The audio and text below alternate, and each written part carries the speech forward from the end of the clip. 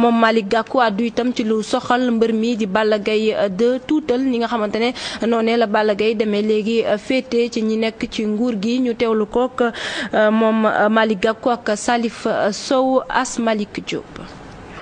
weddi gis bokkute tey puis ce matin li ngeen gis doy na sakk gis ngeen ne banlieue bi yëpp dañoo génn ànd ak ñun woo ñu ne banlieue bi dafa bëgg voter non parce que banlieue bi dañoo sonn nag mënuñu ko booleeg yàq xaalis réew mi sonn mënuñu ko booleeg wax waxeet loolu dama ragal ne ay nit ñu ma bëggoon tooñ la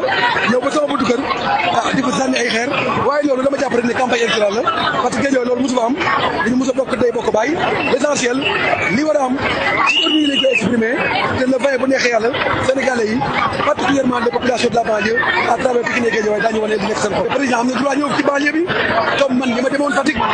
comme aussi keneen ni mu fi war a ñëwee mais loolu amul solo li am solo mooy président bu fi duggee aussi dina xam ne banlieue bi day voté non parce que non moom la banlieue bi sentir parce que non mooy juste parce que non aussi moo nekk lëkkaloo intérêt Sénégal loolu Balla Gaye su ma rakk la ñoo bokk Guédiawaye ma yàgg ko jàppale je pense que Balla Gaye xam na li muy def loolu moo tax ma yaakaar ne la mu war a def dina ko def te la mu war a def mooy la population yi bëgg moom la war a bëgg te loolu li population Guédiawaye bëgg mooy voté non te bu ne xel daañu ko exprimer le 20